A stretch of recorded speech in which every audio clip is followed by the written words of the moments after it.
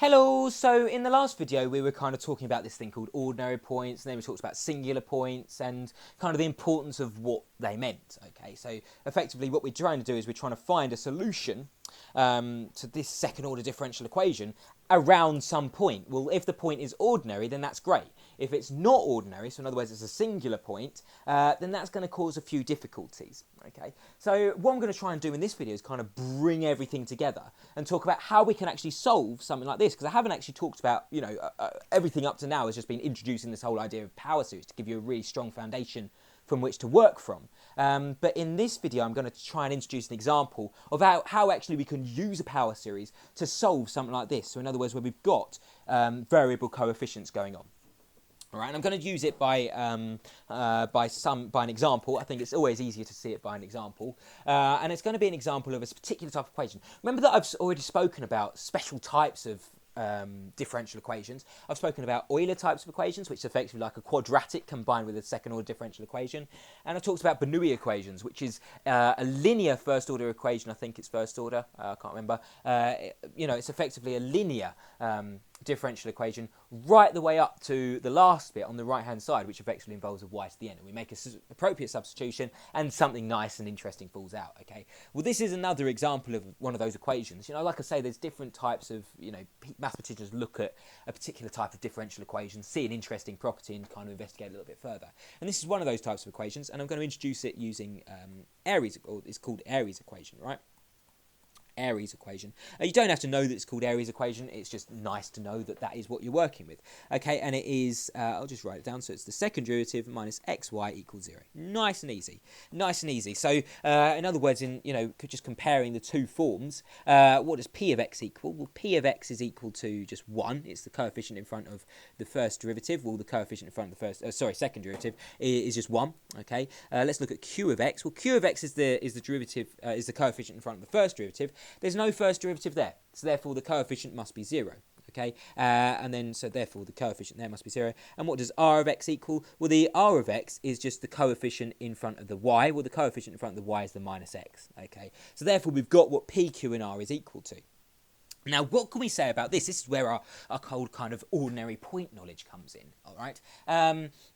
Basically, these three functions are continuous, aren't they, at every single point of x? So in other words, there's no singularity. So in other words, the function, if we, there's no point which we put there's no x value that we put into these functions that make that function go off to infinity. Okay, so it's not like 1 over x or tan x or something like that. Basically, they're nice continuous functions.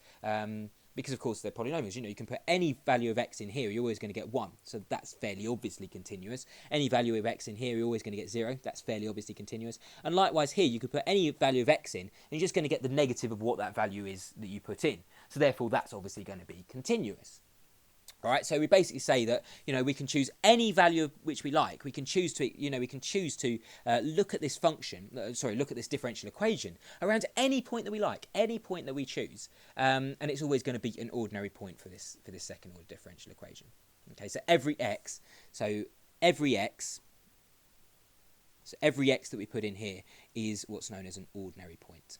Okay, so that's a very nice property of these. Of Airy's equation. Okay. Now, what we're going to do to try and solve this is where our whole power series knowledge comes in. Is because we've got a variable coefficient here. This minus x is causing us a little bit of difficulty. So therefore, we're going to have to use power series. We have to use power series to solve this. Okay, method of undetermined coefficients is no good here. For a start, it's 0, and we can't solve it using because it's a homogeneous type of equation. We can't solve it using method of characteristic. Is it characteristic? Finding the characteristic equation. So like the r squared minus x. Is equal to 0. We can't do that. That isn't a quadratic. Okay, so basically we have to use the power series in order to try and solve this because of the variable coefficients. So basically, whenever you think, right, it's got variable coefficients in, therefore I have to use a power series. Okay, and basically the idea is that we assume that the power series, or the function that fits into this equation, so the solution to this equation, remember that solution of a differential equation is just a function that fits it. So the first derivative, so that we put the function in here, Okay, we put the function in here, and we put the second derivative of that function in here, and we basically make the left-hand side equal to 0, equal to the right-hand side. Okay, so we basically say that the function that fits this equation is going to follow a power series. Okay, and the power series, of course, is going to look something like this. So it's going to be the sum from n equals 0 to infinity of an times by x minus x naught to the power of n. Now, I've just said, we can actually make a simplification here, immediately make a simplification here. I've said that because P, Q and R, okay, are ordinary points at every single value for x, every single value, I can put any value of x into these three coefficients and it's always going to be an ordinary point, okay. I can basically choose what my x naught is going to be. Okay, it can be any point which I like. So for simplicity, I'm going to choose the point x naught equals 0 because that's going to be an ordinary point. So I'm fully justified in saying, well, let's put x naught equals 0 into here. Well, look what I end up with. I end up with x minus 0. So therefore, that is just going to be x. Okay, so I end up with x to the power of n. Immediately, that looks so much nicer, so much neater. Okay. Than what we had before, so x to the power of n. But look what I need. I also need, so that's what goes in here. That's what goes in my, let me just try and get rid of all these annotations. Oops. So, I've found what goes in here, but I also need to find what goes in here, my second derivative. So in other words, I need to differentiate this thing here, twice with respect to x. So what's the first derivative? Well, you'll probably be looking at that and thinking, how on earth do I differentiate a power series? That looks really nasty. It's not. Effectively, all I'm just going to do is, for the moment, I'm just going to ignore this thing here. I'm going to pretend like it's not there. So I'm going to stick it over there and I'll stick it back in later. So, so basically what I'm going to do is I'm just going to look at that thing and try and differentiate it. Well, look, an is just some constant. Yeah, it's going to be a constant coefficient. It's going to be like 3 or 4. It's just going to be some number. So therefore, what I'm just looking at is a constant times x to the power of n. What's the derivative of that with respect to x? So therefore, it's going to be the constant, an, times by the derivative of that. So the derivative of x to the power of n is just going to be, bring the power down, n, times x to the power of n minus 1, reduce the power by 1. Okay? Reduce the power by 1. Okay, and then, but of course I need the second derivative as well, because that's what my equation wanted. So let's differentiate this thing again. Again, just treat an as a constant, and now n is just a constant as well. It's just going to be some number, because of course I'm differentiating with respect to x. Okay, so anything which is an x is just some number. All right, so what have we got? We've got constant, so an, n, constant. And then what? So the derivative of x to the power of n minus 1. We'll bring the power down, so it's going to become n minus 1 times by x to the power of, reduce the power by 1, n minus 2. Okay. Now, all I can do, so, that's my, that's how I differentiate everything. Now what I do is I just put my power series back in. I just put my power series, or my summation symbol just back in. So now what I do is I put my summation back in here, and my summation back in here. Okay, but here's what we've got to be. We can be a little bit sneaky and we can make a simplification further. It may not look like a simplification, but trust me, it is. All right, we can actually we can change what's going on the bottom here, because if we put n equals 0 in the bottom here, well, let's try and expand this thing out. So let's try and put in n equals 0 in here. Well, hopefully you can see that because I've got an n here, it's just going to be, my first term is just going to be 0 times something else, so it's just going to end up being 0. So my first term is literally going to be 0. So starting at n equals 0 literally has no meaning. So in other words, I just start with 1. If I start at n equals 1, then basically it takes on meaning. Oops, come on, there we go. It then takes on meaning. Yeah, because if I put in n equals 0 in here, this n here, because I've got an n here, it basically takes on the role of 0. So the first term is going to be 0. Okay, so that's why it's n equals 1. I mean, you can try just by expanding this thing out. So, if it was 0, it's going to end up with a0 times 0 times x to the power of 0 minus 1, so x to the power minus 1. Well, this 0 here basically means that this whole first term goes to 0. Okay, so the first term has no meaning. So in other words, I'm just going to start at n equals 1 when the power series starts taking on meaning. And likewise here, it's going to start at, if I put in n equals 0, well, there's an n here, so therefore that would make that whole term go to 0, so the whole first term go to 0. But there's also an n minus 1 here, so if I start then, so n equals 0 has no meaning, But then if I start at n equals 1, well, if I put n equals 1 in here, then that term goes to 0. So in other words, the second term also goes to 0. So therefore, it makes sense to start at n equals 2, when my power series actually takes on meaning. Okay, and that's actually a general rule of thumb. I said to just ignore when I differentiate, power series, just ignore the power series. But one thing which you do have to do in this case, at least, is actually just raise the power by 1 each time or raise the index by 1, starting index by 1 each time you differentiate. Okay. Okay, so basically now I've got my function, my derivative of my function, and my second derivative of my function. I want to try and find out what that function actually is, though. So in other words, I'm going to have to make some simplifications using power series. Well, the first thing which I need to do is actually put these into the corresponding places into my differential equation. Okay, so I've got it written out down here in more space. Hopefully you can see it a little bit better. So my second derivative is this thing here. Oops. My second derivative is this thing here, so I just need to replace my second derivative with this thing. Okay, my second derivative with this thing, and my first derivative is this thing up here. So in other words, I need to just replace my, not my first derivative, but my function itself. I need to replace my function just with that thing there. So it's x times my function there. Okay, so now this is what I've got to deal with, and I want to try and make a simplification to find out what actually my constants are. Because I know that my power series is going to look. I know what my power series is going to look, or my function is going to look like. It's going to look like y equals the summation from n equals 0 to infinity of an times x to the power of n. But I want to find out kind of a pattern. I want to find out a description of what these coefficients actually are. All right, so this is where it kind of gets interesting and gets sort of with the playing around the power series. Okay, so first things first, I want to just try and simplify that term there. Well, I've got an x times a power series. Well, I can just multiply through by x. It doesn't matter, it's not going to make a difference. So if I stick an x on the end there, then look what happens. I can combine the x to the power of n times by x to the power of 1, effectively. Okay, so it's going to become x to the power of n times x to the power of 1. Well, I've got the same base, x, so therefore I just add the powers together. So therefore this is going to become n plus 1. N plus 1, all right? Okay, well I can actually now make I can now use my trick which I used before, which is basically to try and simplify these two things together. So, I want to try and combine this x to the power of n minus 2 and this x to the power of n plus 1 into one nice, I want to basically take a factor of that out. Okay, so I want to end up taking a factor of that out in the end. So it's, it's just kind of following your nose. I want to try and simplify that as much as possible. So in order to do that, I want to make this x to the n minus 2 and this x to the power of n plus 1.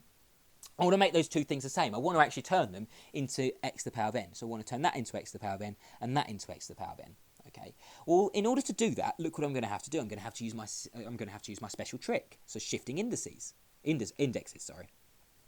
So, okay, this is what I've got. So I'm just going to consider my first term at the moment.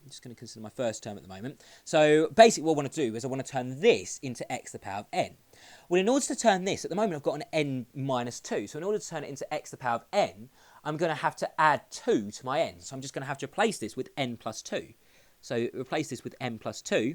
Okay, then so whenever I see an n, if I just make the replacement n plus 2. So if you wanted to, you could replace m with n plus 2, but I'm going to replace m with n at the end anyway. So in other words, I'm just going to keep it as n. Okay, so new n is going to be replaced, is going to be n plus 2. Okay, so I'm going to replace, whenever I see an n, I'm going to replace it with n plus 2. Right, so I've just replaced that n with n plus 2, because that then becomes, look, plus 2 and minus 2 just go to 0, so therefore it's just going to become n. Okay, so it's x to the power of n. There's an n there, so I'm going to replace that with n plus 2. N plus 2. So n plus 2 take away 1 is just going to become, n plus 1. N plus 1. Okay, and that should be replaced with n plus 2 as well. So I'm going to replace that with n plus 2. Okay, so multiplied by n plus 2. And I'm going to replace this as the index down here with n plus 2. Okay, and I'm going to replace this n in here with n plus 2. Okay, well, I can just do a little bit of simplification here. So n plus 2 is equal to 2. So therefore, what does n equal? Well, n equals 0, because if I take a minus 2 on that side, it's going to be 2 minus 2, which of course is going to be 0. So my starting index here is going to be n equals 0. So that's what I'm going to replace that with. So that's exactly the same, okay? So now let's look at this. Now let's look at this one here. So what do I want to do? I want to turn this thing here into x to the power of n. So if I replace n with n minus 1, if I replace n with n minus 1, if I replace n with n minus 1, then that thing there is just going to go 0, so it's just going to become x to the power of n, okay? But then I'll also need to replace that with n plus n minus 1 as well, okay? And this with n minus 1, so this with n minus 1 as well. So let's have a look. So I can't do anything with that, it's just a constant, but I can do something with that. What does n equal? Well, n must equal 1. N must equal 1, yeah? So in other words, if I replace that with that, I end up with two power series that both involve x to the power of n. Okay, so I'm going to do that now. So okay, I'm closer to trying to simplify this. Essentially, all I'm just doing is I'm just doing algebra with power series. Yeah, it's all it is. I'm just trying to simplify it because I want to try and find out what my ANs are. So I'm going to have to fiddle around with my power series a little bit. Okay. Well, I want to now try and combine these two things into one power series. All right. Well, I can't really do much with this power series. Okay. But if I expand out the n equals 0 term in this power series, then I'll be left with, you know, the n equals. So then I'll just be left with. Well, let me try and show you. Okay. So I'll be left with. If I put n equals 0 into here, I end up with a to the 0 plus 2, which is going to be 2, times by 0 plus 2, which is just going to be 2, so times 2, times 0 plus 1, which is going to be 1, times by x to the power of 0, which of course is just going to be 1. So effectively all I'm just going to end up with is 2 times a2. Okay, then plus the rest of it is going to be the summation from n equals 1 to infinity of this thing here. So n plus 2 times n plus 1 times, sorry, that's n plus 2, isn't it? N plus 2 times n plus 1. So effectively all I've just done is I've just expanded out the first term. I've evaluated n equals 0 to basically get a summation starting at n equals 1. Why have I done that? Well, because I want to try and combine these two things together. I want to try and look at that and combine it into one power series, which I can do now because they both start at the same starting index. Okay, so now in other words I can combine these two things together, so I can basically say, well, this is going to be, you know, if I just stick this on the end, minus the summation, the summation from n equals 1 to infinity of an minus 1 times x to the power of n equals 0. Okay, well now because they both start at the same index, or the same starting index, I can just combine this into one power series, effectively. So there we go. Let's combine into one power series. And I've been able to do that because if I expand out, you know, this is going to be the summation from n equals 0 to n equals 1, n equals 2 equals 2. So I'm just going to expand it out, just sub in n equals 0, n equals 1, equals 2, n equals 3. So if I just put in n equals 0, then effectively what I'm going to be left with is the summation from n equals 1. Okay? Because I've still got to do n equals 1, n equals 2, n equals 3. So this is where this, you know, that's why I can just basically make a simplification there. Okay, so let's have a look at this then. Let's have a look at this. So, oops, I've forgotten something there, haven't I? I've forgotten my x to the power of n. Mustn't forget my x to the power of n in there. I forgot that term there. Sorry about that. But yeah, okay. So now this, I've got an x to the power of n there, an x to the power of n there. So what can I do? Well, I can just take out an x to the power of n. Yeah, you happy? So I'm going to take out an x to the power of n of each of these things. So there we go. So x to the power of n. Okay, and I'm one step closer to where I want to be. Well, okay. Remember, if you remember, right back with my kind of, when I was trying to introduce power series notation, that I said that if a power series is equal to 0, then the only way that can happen is if every single coefficient is 0. So if every single coefficient is 0. So basically, I know that thing there is going to be equal to 0.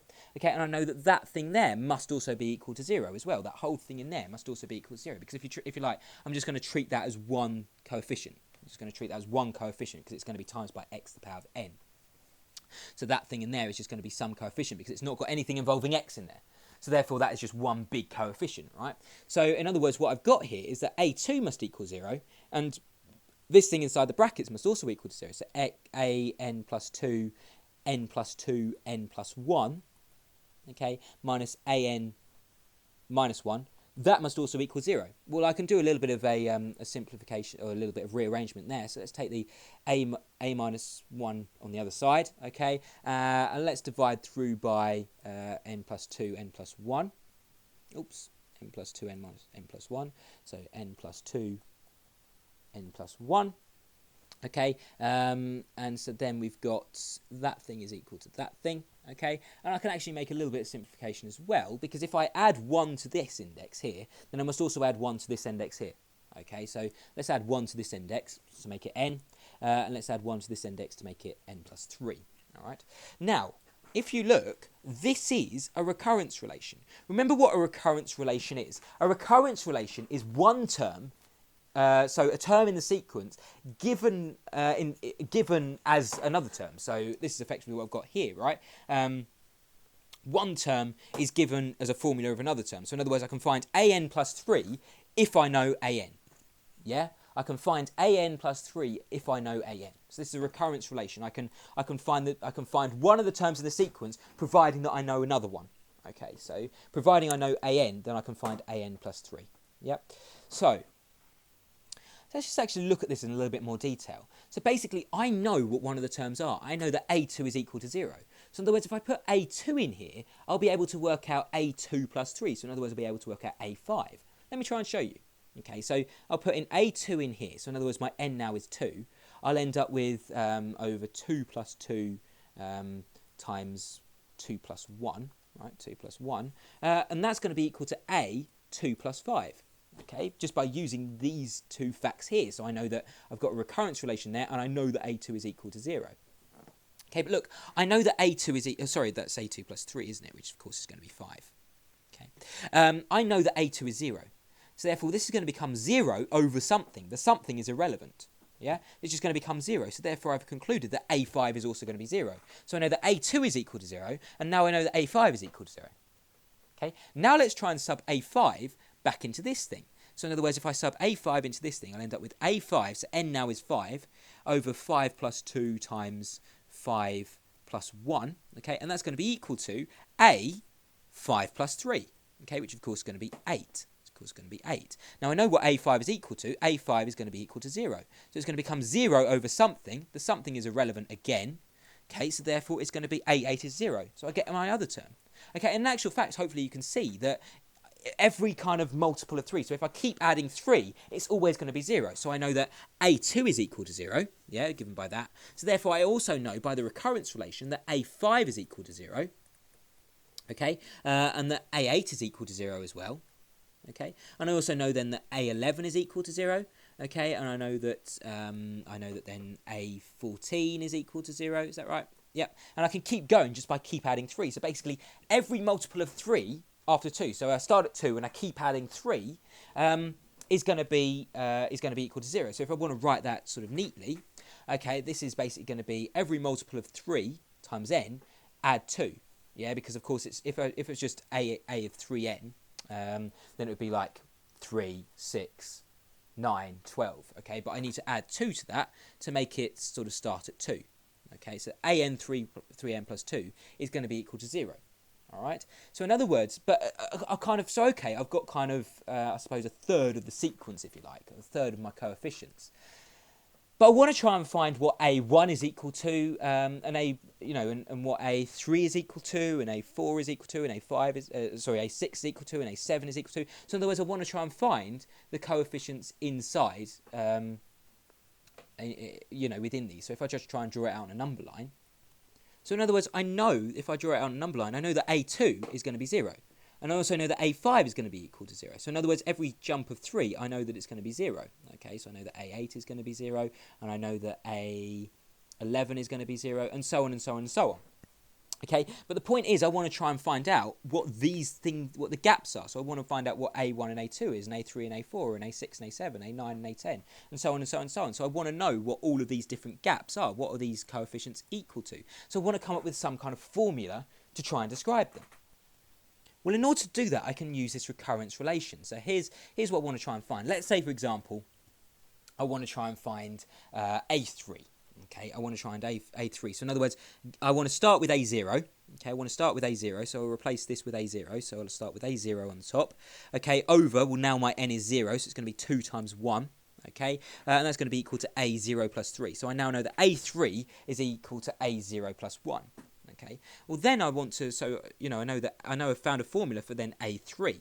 Okay, well then I can do the same thing. If I then put a3 back into here, I'll end up with a3 over, now n is 3, so it would be 3 plus 2, which is 5, times 3 plus 1, which is 4, Okay, and that's going to be equal to A3 plus 3, so A6. Okay, so I now know that A6 is going to be equal to A3 over 5 times 4. But I know what A3 is equal to. So if I just replace A3 with that thing, I'll end up with A0, I'll end up with A0 over 5 times 4 times 2 times 1.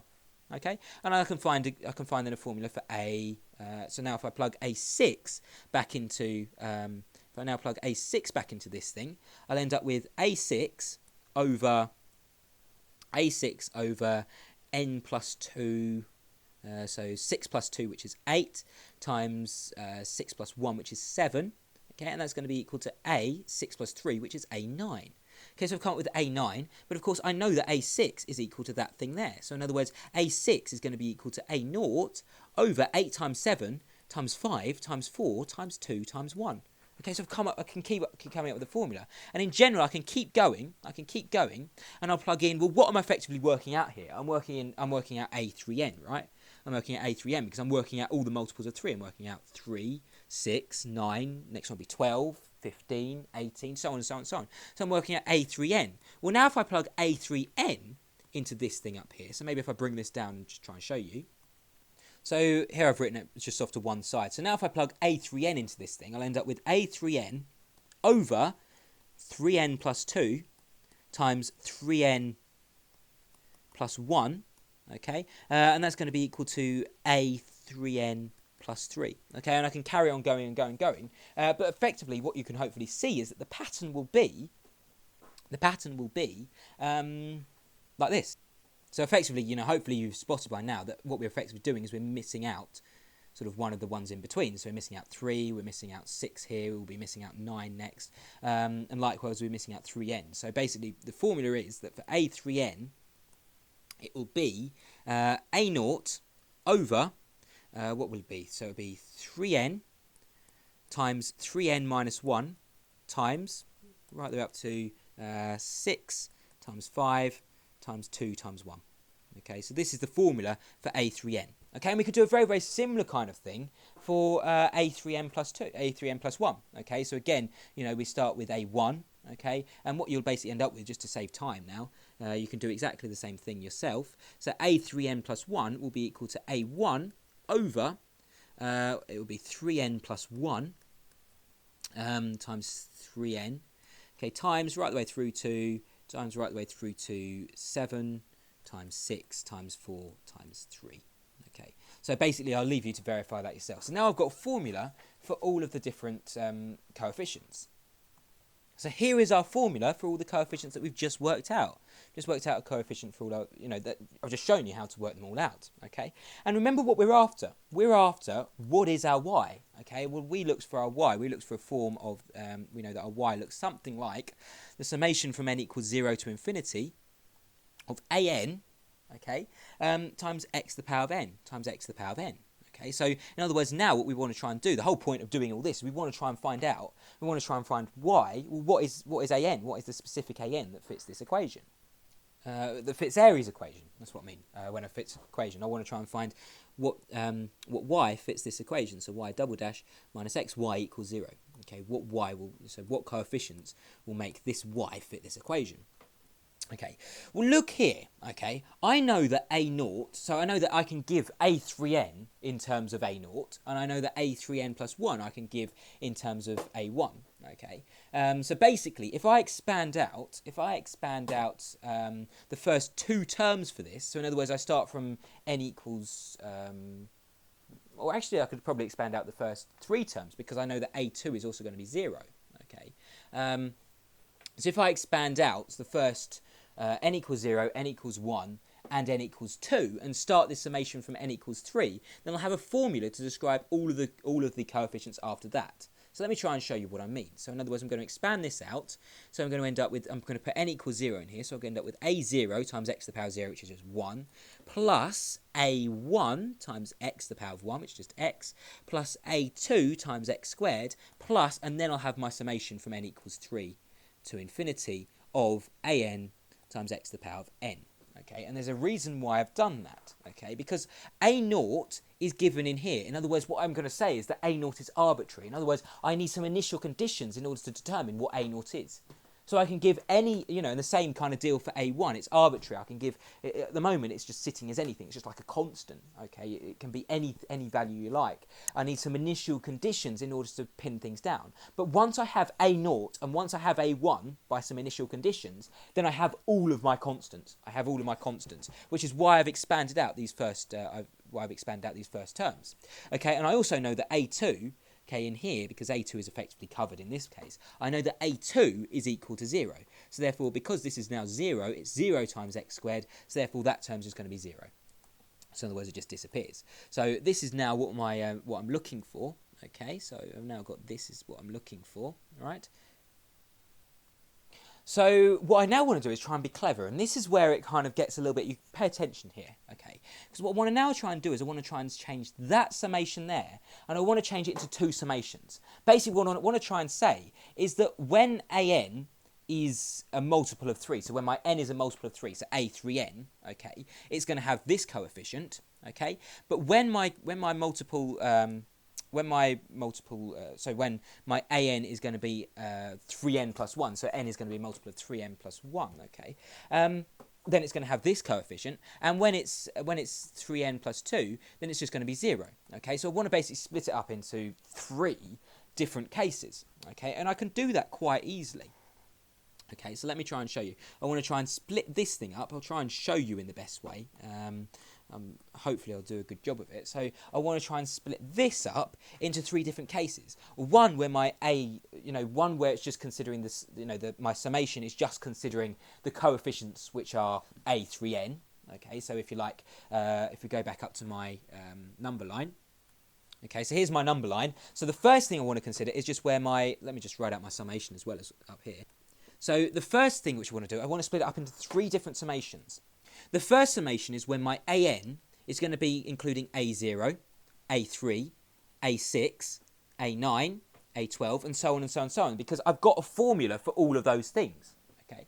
Then the next one which I want to consider, which I want to break it up into, is when my coefficient is a1, a4, a7, a10. So that's the next set of coefficients I want to split up into. Then the third type is when my coefficients are a2, a5, a8, a11, and so on and so on and so on. So basically I want to split up my summation into 3 different summations, each involving these different sets of coefficients. Okay, so in other words, I said that, my circle, if you like, my A0, A3, A6, AN, A12 was A3N, okay? I said that my A1, A4, A7, A10, A13, etc. is going to be A3N plus 1, okay? And my A2 was my A2, my A5, my A5, my A8, my A11 was A3N plus 2. So I want to basically break this summation up into the 3 different cases, because I know that, all of my circles,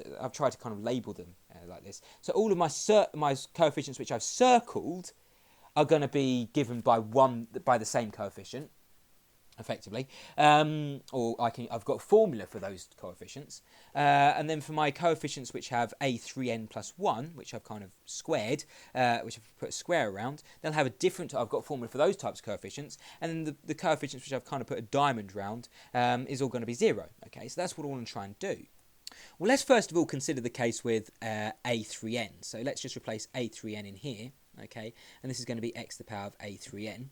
Okay, well, what am I going to be starting with? Well, now I'm going to start with n equals 1 to infinity, because look, if I put n equals 1 in here, okay, then obviously I'm going to get 3, I'm going to get 6, I'm going to get, what else am I going to get? I'm going to get 8, 9, I'm going to get 8, 12. So basically I've got the case with a3n. Okay, and let's just do the same, just for argument's sake, while we're on the same wavelengths, for the a3n plus 1. So I'm just going to replace a3n plus 1, my coefficient, with a3n plus 1.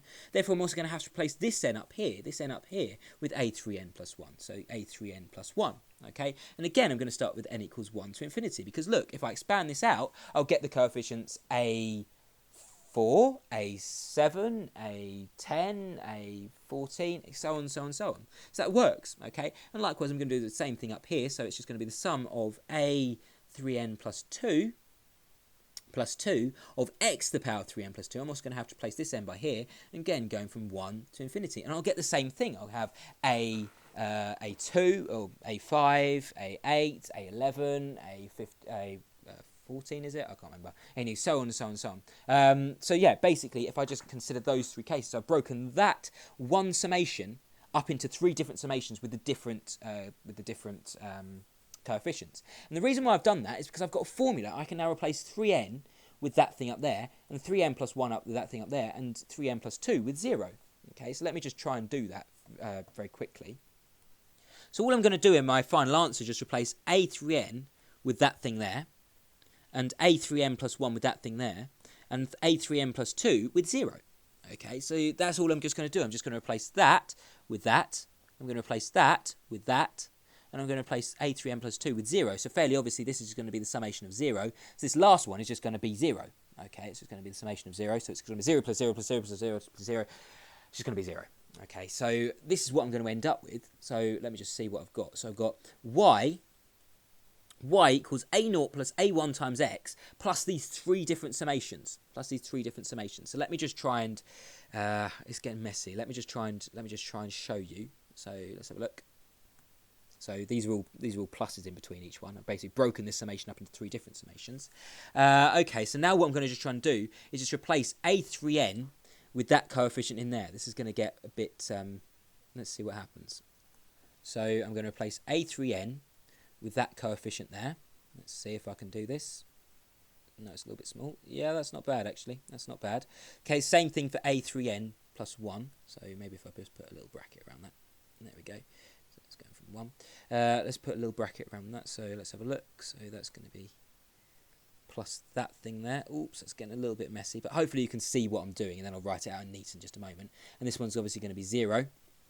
So effectively what I'm going to be ending up with, let's just get rid of that, is I'll just write all this out in neat. So I've got y equals a0 plus a1 times x, plus the summation of that thing in there. So this is the summation of n equals 1 to infinity of a0. I'm going to take the a0 out the front because the a0 is just going to be a number.